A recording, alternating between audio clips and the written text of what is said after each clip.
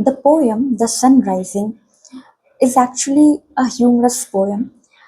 It sheds light on the poet and his beloved who are still abed, and the sun rises in the morning as usual. The poet playfully chides the sun.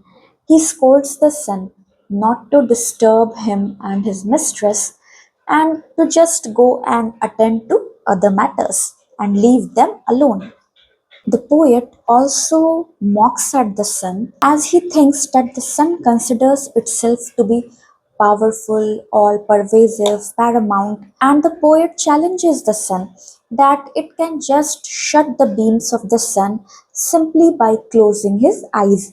So, this is a humorous way he is challenging the sun.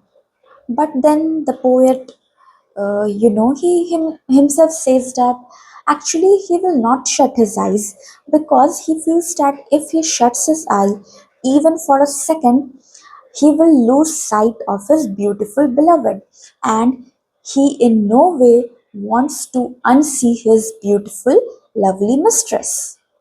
The poet goes on with his impertinent, disrespectful tone. The poet also says that if the sun wants to have some rest, instead of circling around the whole world, the entire world, the sun can simply rotate around the lovers and his task will be all done.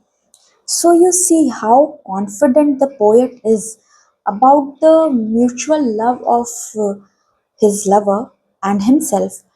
Unlike some Elizabethan poetry or the sonnets of Shakespeare, we see that the metaphysical poets they are very confident about their love, about the mutual understanding between both the partners.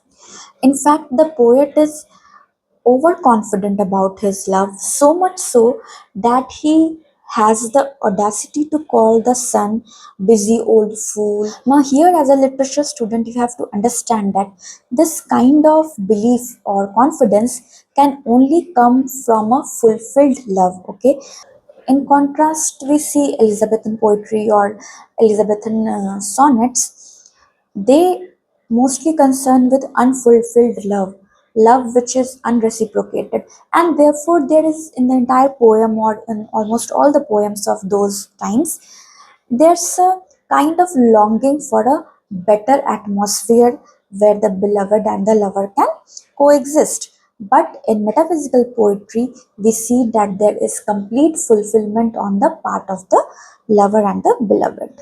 Alright? Therefore, there is no scope of any kind of idealization of the concept of love in the poetry of John Donne. In fact, he is using geographical images in his poem. One more point that you must understand here is that John Donne accepts the old ancient theory of man-centered universe. He wants the sun to rotate around them. He wants to believe that the sun revolves around the earth and not the other way around.